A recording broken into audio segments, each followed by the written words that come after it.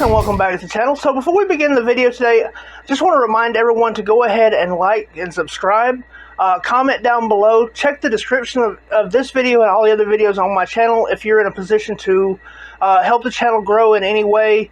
I have links there for my Patreon, Teespring, and several other support links, as well as the usual advocacy links. With all that out of the way, folks, thank you for watching today, and let's get on with the video.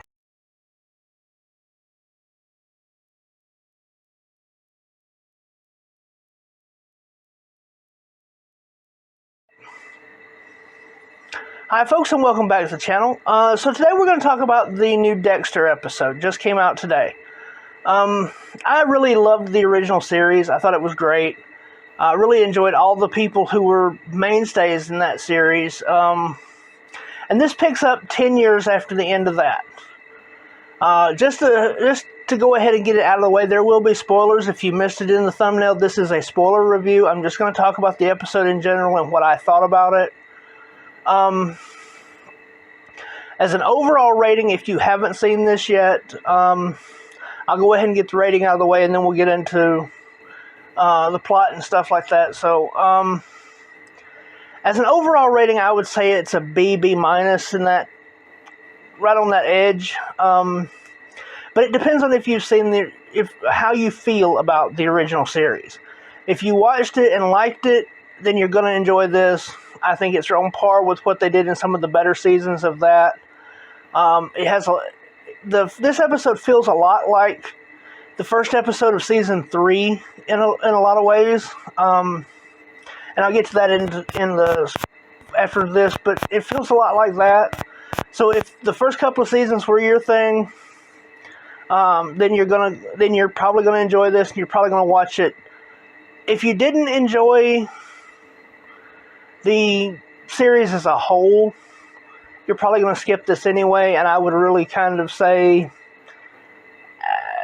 if you just got turned off after like season 5 or 6 or whatever, didn't finish it, but you know what happens and you want to pick it back up, this, so far in one episode, mind you, one episode, does feel like the showrunner from the original series is back, and it feels like those original seasons, the way that those were set up. So that's my rating on it. It's a B minus in that level. It's not perfect, but it was a damn good episode, and if you're a fan of the series, go ahead and watch this. If you're mediocre on the series and want to give it a shot, I recommend it. If you hated the original series, skip it. Alright, so kind of on to the plot and storyline and all that stuff, and there will be spoilers again. So, like I said, this takes place 10 years after the end of the original series. That's a little bit of an awkward, a little bit of a continuity error. The original series only ended 8 years ago. It does kind of rewrite that last little teaser from the original series, or at least it kind of does.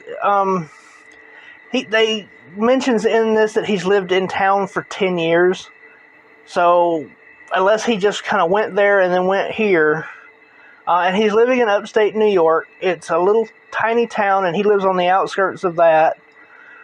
He's got some land, he's got some farm animals that he's raising. So you see that this is a changed Dexter, because, you know, in the original series, he was scared to have animals around. But now he has, you know, he's raising goats and chickens and stuff. And the episode opens with him running through the woods hunting. And he sees this white deer. It's a plot point in it. It's a gorgeous deer. It is CGI'd in, and you can tell it, but it's well done enough that, you know, that it's not gonna pull you out completely. You're just gonna notice it and go, okay. You see him pull up the rifle and look through the scope at the deer, and he can't pull the trigger. So you know that Dexter has changed, at least to a point. As he goes through his day, you see when he is stressed that he does You can see in his face that there are certain things that kind of set him off. Not to the point, at least in the beginning, of doing anything, but you see that the old Dexter is still percolating under the surface.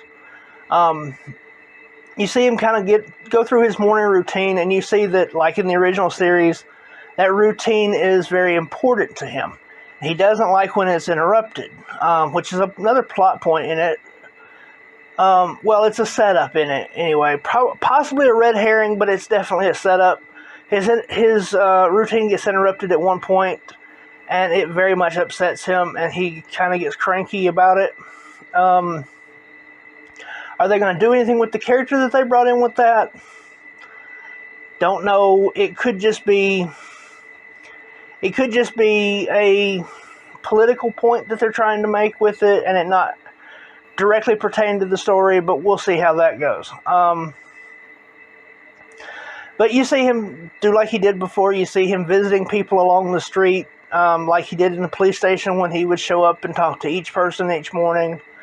You see him get pastries like he always did for the police station. So you see that there is that routine, that there is still Dexter inside this new person that he's pretending to be, and the new person that he's become to a degree.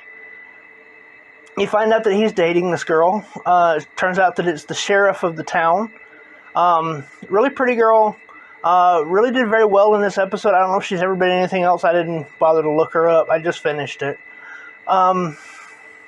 She does really well with the character. Like I said, she's a really good actress in it. In a lot of ways, she kind of steals the scenes that she's in, especially over Dexter. At least at this point, Dexter is kind of... he's kind of gone into the quiet guy.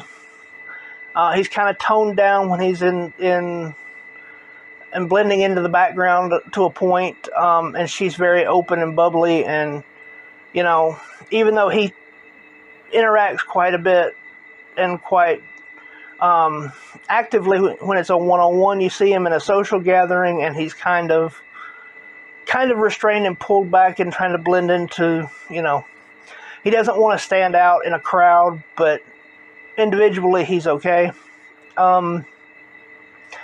Now, Harry's not so far in his conscience anymore. Now it's Deborah.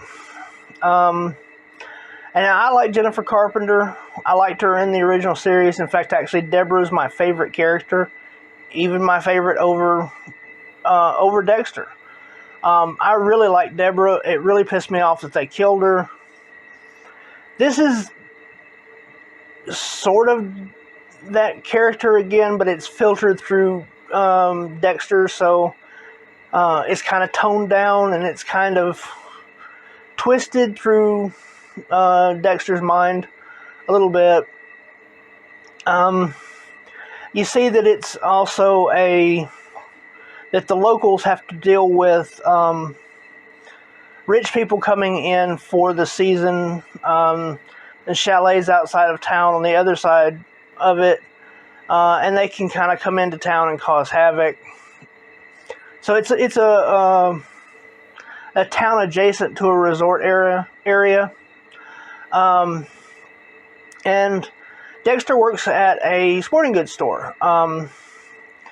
And the son of the rich guy that owns the big chalet comes in, tries to buy a firearm, but his background check gets put on hold. It's not all that uncommon. I worked in sporting goods for 7 years. It happens. I would sell a gun to a guy, pass through fine. He'd come back a month later to buy, his son a hunting rifle or whatever, or to buy a different rifle, and the same guy would be held up, come back a little bit later, and he'd go through again. You never know.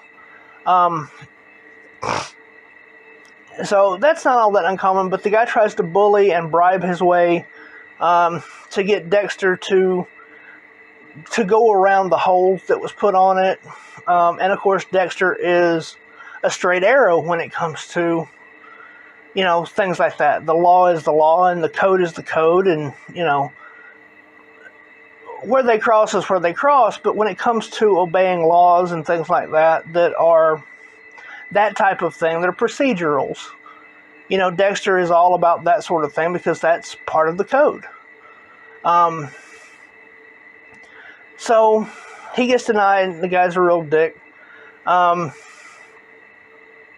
It shows you more interactions with the people around. It goes and introduces each of the characters, gives you a very basic character introduction for the people in town that are going to be players in the series. It does that very well. Sets them up. Not a lot of stereotypes, but a little bit. As far as character personality wise, nobody came off as really one-dimensional. Everybody seems like everybody that they introduce seems like they're going to be fleshed out. And even in 10 episodes, you've got, almost 10 hours of TV if they're an hour each. You have plenty of time to flesh out 20 main characters easily. Maybe you won't get their entire life story like you did over 8 seasons, but you can do that with that much time. So these characters are set up. None of them come off as completely paint by numbers. So we're going to see where those go, but there was no character on there that I didn't like. There were some flaws with this episode. One of them being is, and maybe it's just 2021, but there were some artistic choices made with the cinematography that just didn't sit exactly right with me. Wasn't choices like necessarily that I would have made, and they felt a little odd. Some of these long lingering shots for menacing, some of these zooms that were just kind of, and just kind of a halfway zoom and just kind of pause, and tracking shots that were ahead of the car and things, just odd little things that were done production wise, direction wise, that just kind of were. It almost felt like they were trying to make it into this big blockbuster movie instead of a TV show with the way they were doing that, which sometimes works great. Sometimes is great when you have something like Game of Thrones. But with this, it's a continuation of a long-running TV series that was, that was a product of its time, and you're trying to continue it. There's a lot of callbacks to the original, but for some reason, the way that they shot it just didn't make that part of it feel like a Dexter episode. But like I said, the writing was good. The characters are good. There's a bit of a twist set up for it. You see that there is young girls have gone missing in and around that area. Not specifically in that town, but in and around that area. It's a small town where everybody knows everything. They established that pretty quick. Everybody knows everybody's business. But nobody knows what's going on here. But it's not just inside the town. Not specifically in the town. So there's a visit with the sheriff and state police officer that sets that up. So that's probably going to be the overarching storyline for the season. Like I said, the snotty rich kid, his dad, is a big deal. So that's going to come into play. You spend 70% of the episode building up to the Dexter moment, the kill. And Dexter finally does get fed up enough with someone who meets the code, and he does actually go back to being Dexter. And when he does, you hear that classic Dexter inner monologue take over. You hear the dark passenger come back in. It's a pretty amusing moment right at the very end with the dark passenger and the conscience representation of Deborah. I'm not going to give that one away, but that's pretty good. There's a dream that is a dream pretty much going into it. A dream sequence in it. but it's really a creepy setup in it, and it shows a dark figure coming up from an ice hole that was ice hole that's been dug for ice fishing. You see the dark character pop up. That's obviously the dark passenger. The snotty rich kid ends up shooting the white deer, and then Dexter finds out. Actually, finds out a little bit before it happens, but Dexter finds out that the kid actually caused 5 people to get killed, and that his father's paying off someone to take the blame for it. And just the horrible person that he is enough to push Dexter out of sobriety, effectively. That's the way that they kind of termed it in the original series, so let's go with that. You know, he's been clean and sober for 10 years, hasn't had a kill at all, and seeing this punk-ass kid, you know, just pushes him over the limit eventually. You kind of saw that coming from the minute the kid walks in, so that's not really the spoiler that I'm leaving some stuff out, but on purpose. But the real spoiler of it is this young kid gets off the bus, or actually hitchhikes in, and turns out that it's Harrison, or at least claiming to be Harrison. We'll see how that goes. You never know.